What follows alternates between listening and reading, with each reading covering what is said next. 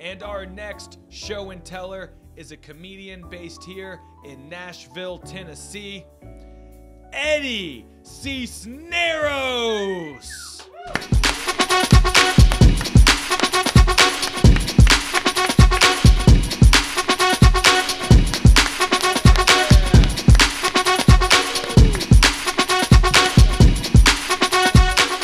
Eddie Sisneros here at Queen Ave Collective for show and tell. Thanks for being here, man. Yeah, thanks for having me, man. Great to see you. Cool. You look great. Thank you. You as well. Dude, I'm so pumped you're here. First off, as you can see, we've got your item displayed. Susan, that's our hardworking Susan right there. Some call her lazy. We call her hardworking. Oh, she's on displaying your item. Now, before we get going, I love to kick this off by showing pictures of what people look like when they were younger, doing real show and tells in kindergarten. So I gotta say, I love this picture of you with this Ninja Turtles shirt on. Yes, that's, I mean, cute as hell. Young, innocent Eddie, all right?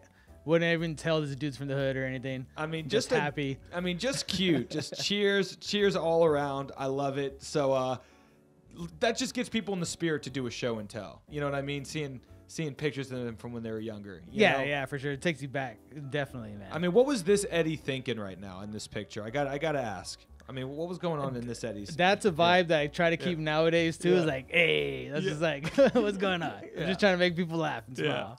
Excellent. Well, tell us what you brought in. Really glad you're here. Tell us what you got. Cool. So what this is, these are called paños, which paños is a derivative of the Spanish word panuelo, which AKA prison hankies. So my uncle, when I was growing up, was in prison. And so he would send me these. We go to visit him as a kid and stuff. And so this one right here with the clown, this Manuel Cry Later, very, very popular within Chicano art.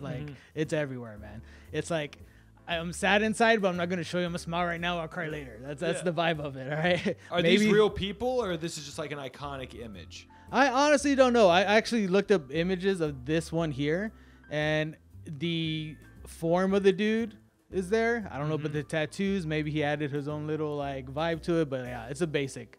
It's very popular, this Mount Out Cry Later. Okay. It could be because the chick in the back probably made him sad, or she's the one that turned him into prison. I don't know. I don't know the story. Right. And this one here, this is the sixth Ninja Turtle. This is Edward. I don't know if you know there was fifth. They came out with that one later. It was like a chick they added in. This is Edward. He did not grow up in the sewers. I think he's more like West Coast. Yeah. You know. Totally. Or Arizona. He's up in the mountains of Arizona. He's a little bit of a stoner. I don't know if you can tell by his eyes are a little, smaller than usual. Big into crystals. Yeah. And then he did pick the two coolest Ninja Turtle weapons to use. Yeah. Right? On their own, not my favorite, but in the combo, it's a little bit of stabbing, it's a little bit of twirling. You got it all going right there. So you got these, you said your uncle gave these to you. Yeah. And was this something so he gave these to you, and what were you using them for? Because you weren't in prison. No, he did. Yeah, I was in prison. He was I called him today and asked him get some backstory on it, and this is what he gave me. He was like, I don't know, man, I was bored. I was trying to pass time and draw. I was like, all right, cool. But so once I got him, the images you showed to me, that's the Eddie that got him. Yeah. And then once I got these, then I became this dude. It ignited stuff. So here you are.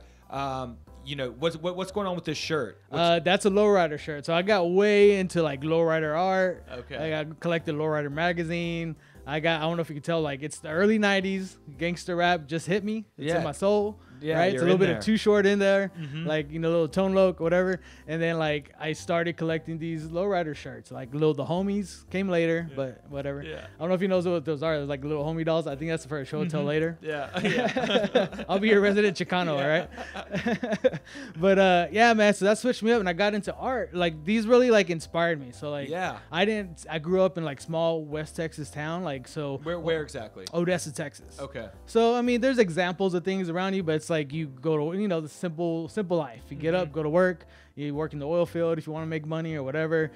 The artistic life wasn't really there, but this kind of, my uncle going to prison and sending me these kind of sparked some creativity in me. I started drawing, right? 4th grade. Yeah, I see this picture here. So this first thing was Smokey. Is that Smokey the Bear? Yes. Well, actually, this is a cartoon that was on Fox. I don't know if you remember it. I think it was Jamal and something. The bear was voiced by Tone Loc, right? Okay. So I decided to do my own version of a meme before memes were a thing, and I made the bear from the do a scene from Friday, which is the damn as a girl walks by. Yeah. I have some more, but they weren't appropriate to come in, so I kept those there. But these are my best friends. I decided to draw my best friends. I was into bomba cars. This is a very lowrider car right there. Yeah. I drew him on top of the car. If you zoom in, you can see that I couldn't decide whether to give him a peace sign, but I decided to go with just a hand behind the back. Just a flex. Just a flex. Yeah.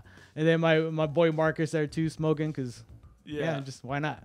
These are great. How old are you when you're drawing these? This is like 4th grade, dude. That's good. 4th, 5th grade. That's good. At 4th grade. Smoking my friends, smoking some doobies. Like normal kid life, you know? Suburbs. You're drawing your friends smoking doobies at 4th grade. Yeah. I got a do-rag on. They used to call me Big Ed, but I guess I messed up when I was spelling it. So it says Ed Big, whatever. Dyslexic. But in these pictures here, it looks like you start drawing yourself out here. Yes, this is more 8th grade self-portraits. Got into Frida Kahlo at this point.